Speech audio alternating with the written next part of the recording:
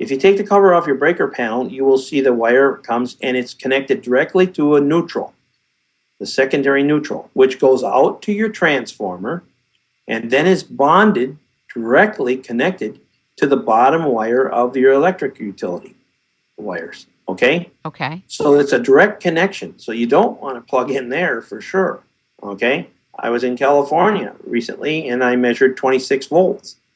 And it's high frequency on there. So you really don't want to lay on this mat or put your feet on the mat. No, absolutely not. Now there's going to be people say, well, gee, I laid on it and I felt better or something like that, and I have no reason to doubt some of the research, but some of the research was done in Europe. And that Europe, from what I understand, okay, now if you work on a computer all day long, you're going to charge up. The human body, if you look at the human body, it looks like 3 resistors and 2 capacitors. Capacitors hold a charge. You will charge up working on a computer, sitting underneath the lights, whatever, okay? So you need to discharge. So the idea of the grounding mat, okay, you would get good results if you just laid on the mat because you would discharge. You're like a capacitor, but that's without it being connected to the earth. As soon as you connect that thing to the earth, you're going to charge back up again in North America because the ground is full of current that's moving, alternating current. So if you take a piece of aluminum foil, okay, and you put it on the floor and you stand on it with both feet, you will also discharge. And we've measured it, and you can measure it. You can buy a B&E meter, and you can measure the person, and you can see that set them in front of a computer, watch them charge up. Let them go over and stand on this aluminum foil, and you'll see them discharge. Within 2 minutes, it'll be totally discharged. You can take an Epsom salt bath and discharge. But, I don't want to take an Epsom salt bath. I don't have the time, and I don't want to do it. I can stand on a piece of aluminum foil, for 2 minutes. It doesn't bother me. I can do it when I'm sorting my mail or whatever. And you'll achieve the same result. You have to be barefoot? No, it's stocking feet. There's enough salt and sweat. So when people are sitting in front of the computer, and most of us are every day to some extent, we do need to discharge then. Yes, it's a good concept. I'm not saying it's a bad concept. Right. My problem with this, and I have the measurements, remember, is that the ground is not at zero potential, the earth. In North America, it's not at zero potential.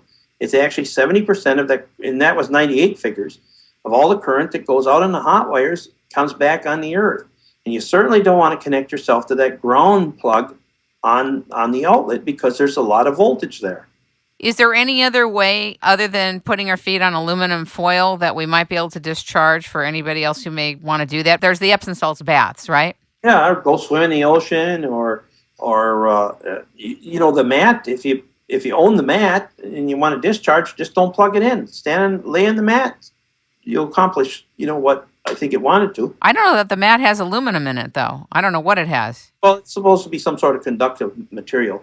But that's why the aluminum foil is a very good conductor. You can stand on a piece of stainless steel.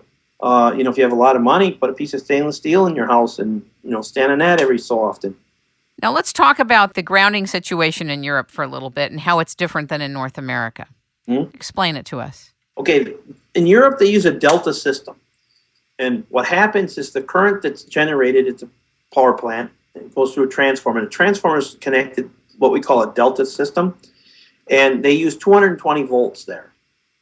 And instead of having like one hot wire or, what they do is they run it out on the line. Okay, you have a hot wire and all the wires are hot.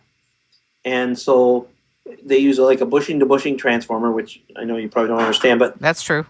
What happens is when you're bringing 220 volts into the home, and all the electricity that comes out from the generating plant or the transformers or the substation now goes through, runs the computers, lights the light bulbs, runs the motors, cools your food, whatever. All those electrons have to go back, but they have to go back on a wire. They came out on a wire and they go back on another wire. How do they do that? Well, it's just a circuit. It's a complete circuit, like, in our home where we turn on the lights with the lamp, it comes in on the black wire and goes back out on the white wire. But the thing of it is when it's going back out to the substation, okay, it has to be on a wire. In the United States, we use a grounded Y system, it's called. So at the substation, we take the center tap of the transformer and we ground it, hook it to the earth. Now when we go ahead, but it's hooked right to the center. Now when we send the current out on the hot wires, it has to come back via the earth or by, we give it two paths to come back. It should come back on a wire. We put a wire there, yes, but we also connect that wire to the earth. Oh. See, in Europe, they don't connect any wires to the earth, just their skyline or something, for lightning protection.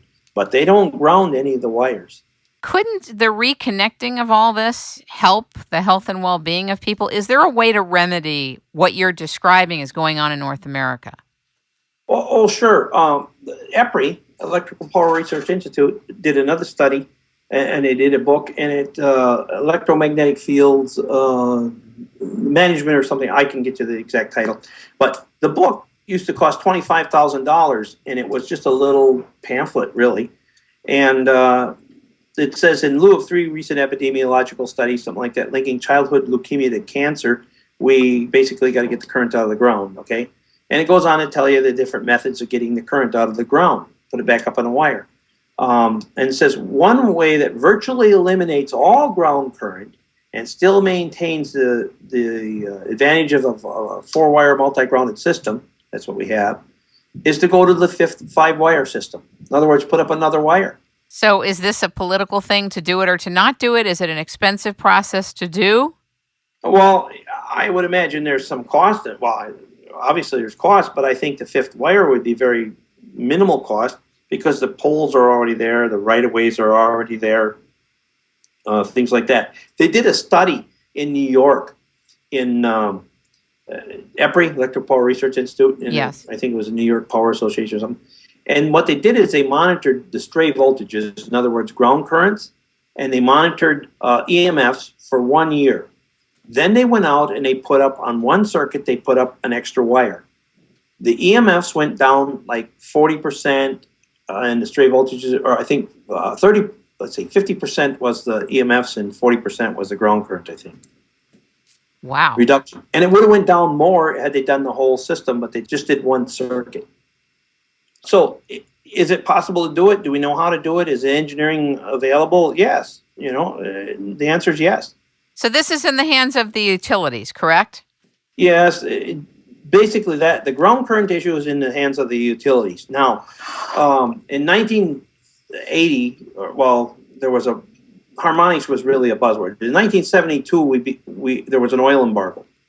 We had to become more energy efficient. So what happened we started developing things. We used current in short pulses, energy efficient lighting, variable speed frequency drives, electronic devices, things like that started coming into place. So what happened is we created a lot of high frequencies on the line. But who created it? Not the electric utility, but the consumer with our use of this equipment. So by the 1980s, harmonics and high frequency transits was kind of like a buzzword. So the Institute of Electrical and Electronic Engineers, the IEEE, developed a standard, a national standard called the IEEE 519-1992. Came out in 1992. It says no one client can put more than 5% voltage distortion or 20% current distortion back on the line. They made the electric utilities the policemen of it. So now the electric utilities are in the business of selling kilowatts, not turning people's power off. So I think it got away from them. Something, I don't know.